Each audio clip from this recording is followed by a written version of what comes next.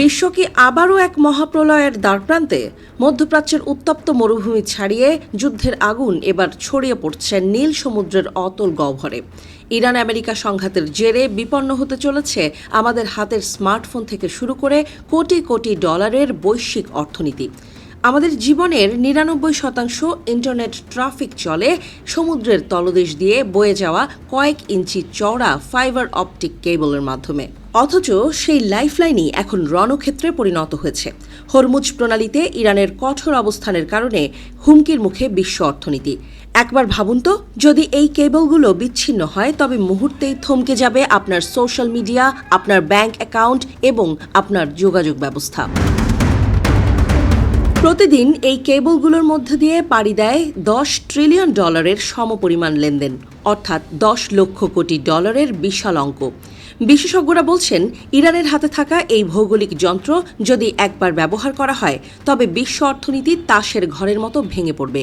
এটি কোনো সাধারণ যুদ্ধ নয়, এটি এক অ্যাসিমেট্রিক ওয়ারফেয়ার বা অসমযুদ্ধ। পৃথিবীর চারপাশে জড়িয়ে থাকা এই কেবলগুলো প্রায় 15 লক্ষ কিলোমিটার লম্বা, যা পৃথিবী থেকে চাঁদে 3 বার ঘুরে আসার সমান। অথচ এই সুবিশাল নেটওয়ার্ক অত্যন্ত অরক্ষিত। ফাইবার অপটিকের এই সূক্ষ্ম সুতোগুলোই আজ আধুনিক সভ্যতার সফট আন্ডারবেলি বা দুর্বলতম স্থান। আর এখানেই আঘাত হানার ছক কষছে আঞ্চলিক পরাশক্তিগুলো। গত সেপ্টেম্বর মাসে লোহিত সাগরের তলদেশে জেদ্দার কাছে একাধিক কেবল রহস্যজনকভাবে ক্ষতিগ্রস্ত হয়েছে।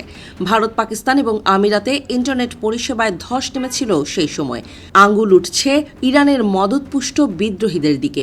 এই ঘটনা কি কেবল শুরু, নাকি এটি কোনো বড় ধ্বংসযজ্ঞের মহড়া? একটা সময় স্যাটেলাইটে আড়ি পেতে তথ্য চুরি করা সহজ ছিল, কিন্তু 90-এর দশকের পর চীন এবং রাশিয়া যখন সমুদ্রের তলদেশে নিজেদের কেবল বিছানো শুরু করল, মার্কিন গোয়েন্দাদের মাথায় হাত পড়ল।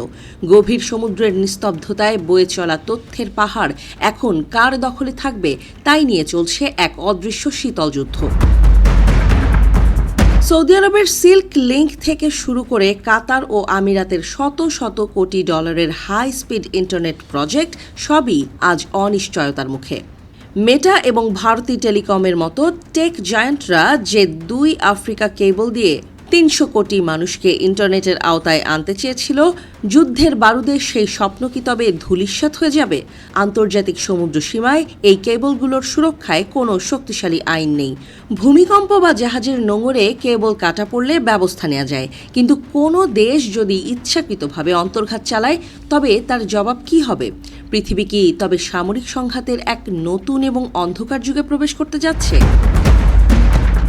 হরমুজ প্রণালী থেকে শুরু করে লোহিত সাগর, সমুদ্রের জলরাশির নিচে এখন এক নিঃশব্দ হাহাকার। যদি এই ফাইবার অপটিক কেবলগুলো ছিন্ন হয় তবে আধুনিক পৃথিবী ফিরে যাবে প্রাগৈতিহাসিক যুগে। ইরান কি সত্যিই তার ভৌগোলিক অবস্থানকে ঢাল হিসেবে ব্যবহার করে ডিজিটাল পৃথিবীকে পঙ্গু করে দেবে?